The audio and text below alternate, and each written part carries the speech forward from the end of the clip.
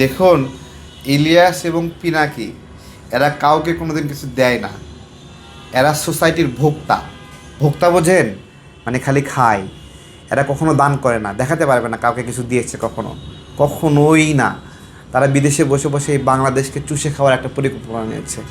এখানে রাজনীতি করবে না, কিন্তু তারা নিরাপদে থাকবে। আর বিদেশি বসে বসে কোথায় নিয়োগ দিবে, এই নিয়োগ দিবে। এই যে সাম্প্রতিক সময়ে ইলিয়াস পিনাকি ভাইয়ের মধ্যে দেখবেন যে চিন্তার পার্থক্য আছে। খেয়াল করছেন আপনারা? দুইজনের ন্যারেটিভে পার্থক্য আছে। কেন? কারণ এই যে দুইজন উপদেষ্টা পদত্যাগ করছে, এগুলোতে পিনাকির পরামর্শে পদায়ন হয়েছে, ঠিক আছে? আবার ইলিয়াস চাই আরেক রকম পদায়ন। মানে দুটো ইউটিউবার তারা সরকারের কোন জায়গায় পদায়ন করবে সেগুলো হলো নির্ধারণ করতে চায়।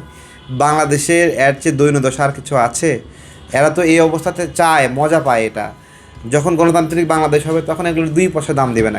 তুই কই থেকে কই আসছো, যা ভাগ এখান থেকে, এরকম করে বিদায় করে দেবে এগুলোকে। ইলিয়াসের সাথে পিনাকির সাথে সম্পর্ক যখন ওরা সেনাবাহিনীর বিরুদ্ধে প্রোগ্রাম করতে বলছে আমাদেরকে, তখন থেকে আমরা চেয়েছি বাংলাদেশ সেনাবাহিনীকে যেন কেউ অসম্মান না করে, এবং সেই প্রোগ্রামটা আমরা নষ্ট করে দিয়েছি। তখন তারা আমাকে শত্রু হিসেবে নিয়েছে। সিপিবির অফিস ভাঙতে বলছে, জাতিসংঘের মহাসচিব তখন বাংলাদেশে ছিল। তাহলে জাতিসংঘের মহাসচিব বাংলাদেশে থাকা অবস্থায় যে একটা পার্টি অফিস ভাঙতে বলে, সে তো বাংলাদেশের শত্রু। বাংলাদেশকে আন্তর্জাতিক পরিমণ্ডলে বেইজ্জতি করতে চায়। এছাড়া ওদের আর কী উদ্দেশ্য আছে বলেন? আচ্ছা, আমি আপনাকে বলি, আচ্ছা, ভারত বাংলাদেশকে স্থিতিশীল চায় না অস্থিতিশীল চায় বলেন? ভারত বাংলাদেশকে স্থিতিশীলতা চায় নাকি অস্থিতিশীল চায়? সবাই বলবে অস্থিতিশীলতা চায়। আচ্ছা, পিনাকি এবং ইলিয়াস বাংলাদেশে স্থিতিশীলতা চায় না অস্থিতিশীলতা চায়? তাহলে বোঝেন এবার। তার মানে পিনাকি ইলিয়াস যে অস্থিতিশীল বাংলাদেশ থেকে লাভবান হয়, ভারতও সেই অস্থিতিশীল বাংলাদেশ চায়। তাহলে দুটাই পরস্পর কার পারপাস সার্ভ করে আপনারা বিবেচনা করেন। সহজ হিসাব তো এটা ভাই। কিন্তু যখন অনেক শক্তিশালী দুইটা অংশ লড়াই করে, তখন কিন্তু জাতিসংঘকেও আগায় আসতে হয়। থামো থামো, শান্ত হও।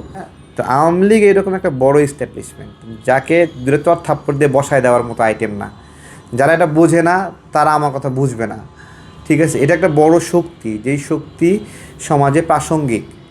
তারা ভুল করেছে, যারা ভুল করেছে তাদের শাস্তি দেন, কিন্তু যারা অন্যায় করেনি তাদের গায়ে একটা ফুলের টোকা কেন লাগবে? তাদের নামে মিথ্যা মামলা কেন হবে? মিথ্যা মামলা দেয়নি অস্বীকার করতে পারবে?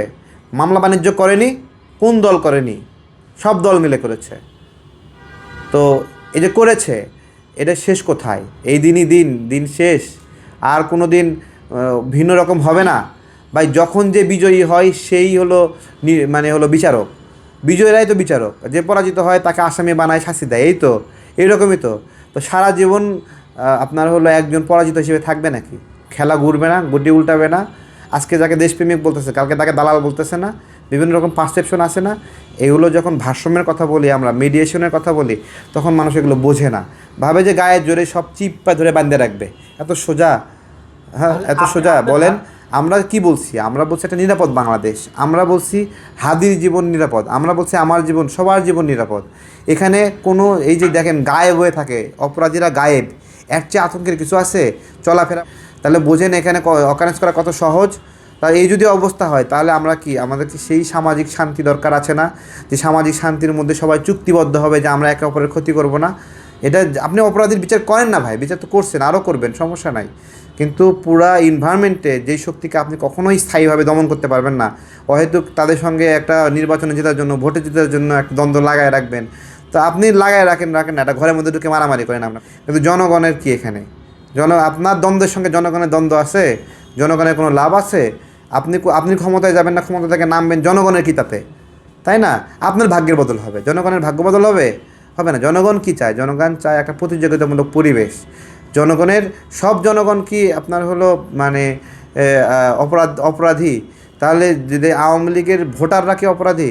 সেই ভোটাররা তো অপরাধী না, এটা তো বোঝা যাচ্ছে যে তাদের ভোট চাচ্ছে। আপনি আওয়ামী লীগের যে ভোটার, তার ভোটটা আপনি দিতে দিচ্ছেন, কিন্তু সংবিধানে আছে যে ভোটার সে প্রার্থী হতে পারবে, কিন্তু সেই ভোটারকে আপনি আবার প্রার্থী হতে দিতে যাচ্ছেন না। এই দ্বিমুখী আচরণ কেন? আমরা বারবার বলছি এই জায়গা থেকে। অনেক এনভায়রনমেন্ট ভালো না, পরিবেশ ভালো না বললেই একটা অন্যরকম একটা শঙ্কা থাকে। আমরা বলতেছি একটা নিরাপদ বাংলাদেশের কথা, যে নিরাপদ বাংলাদেশে আপনি অপরাধীদের বিচার করবেন তো অবশ্যই। বিএনপির নেতাকর্মীর বিচার করা যায়, জামাতের করা যায়, আওয়ামী লীগের কেন বিচার করা যাবে না? অবশ্যই বিচার করতে হবে। আপনি বিচার না ছাড়া কি ফৌজদারি অপরাধ যেটা সে বিচার করবেন না? কিন্তু যে অপরাধী না তার রাজনৈতিক জায়গা সংকীর্ণ করার পক্ষে আমরা না।